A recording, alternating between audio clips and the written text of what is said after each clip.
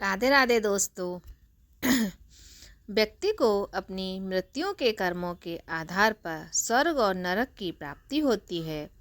गरुड़ पुराण में यह बताया गया है कि कर्मों के आधार पर अगले जन्म में व्यक्ति किस रूप में जन्म लेता है।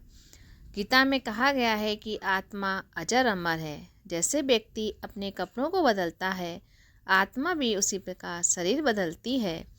गरुड़ पुराण में मनुष्य के कर्म का लेखा जोखा बताया गया है, जिससे मनुष्य के पाप और पुण्य निर्धारित होते हैं। मान्यता है कि व्यक्ति को अपनी मृत्यु के बाद कर्मों के आधार पर स्वर्ग और नरक की प्राप्ति होती है। गरुड़ पुराण में यह भी बताया गया है कि कर्मों के आधार पर अगले जन्म में व्यक्ति किसी रूप में जन्म लेता है।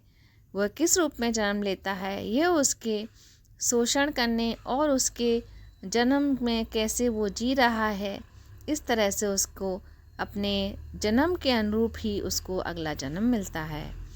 जैसे जो लोग महिलाओं का शोषण करते हैं या कराते हैं, वो अगले जन्म में भयानक रोगों से पीड़ित होते हैं।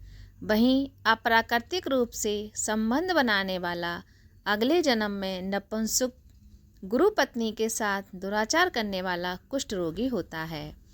गरुड़ पुराण में बताया गया है कि जो मनुष्य छल कपट और धोखा देते हैं, वो अगले जीवन में उल्लू बनते हैं। वहीं झूठी गवाही देने वाला व्यक्ति दूसरे जन्म में अंधा पैदा होता है।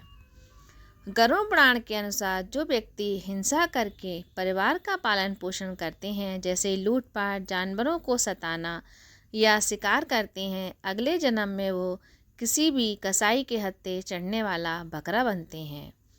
माता पिता या भाई बहन को प्रताड़ित करने वाले मनुष्य को अगला जन्म तो मिलता है, लेकिन वह धरती पर नहीं आ पाते, क्योंकि उनकी मृत्यु गर्भ में ही हो जाती है। गुरु का अपमान करना यानी भगवान का अपमान करना, ऐसा करना नरक के द्वार खोलने जैसा होता है। गरुड़ पुराण में कहा गया है कि गुरु के कृतज्ञ मतलब कि गुरु का अपमान करने वाला शिष्य अगले जन्म में जल रहित वन में ब्रह्म राक्षस बनता है।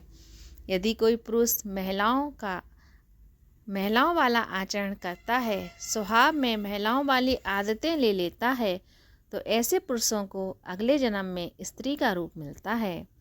अगर कोई मृत्यु के समय भगवान का नाम लेता है, तो वह मुक्ति के मार्ग पर अग्रसर हो जाता है। इसलिए शास्त्रों में कहा गया है कि मरते समय राम का नाम लेना चाहिए। स्त्री की हत्या, गर्भपात कराने वाला भी रोगी होता है।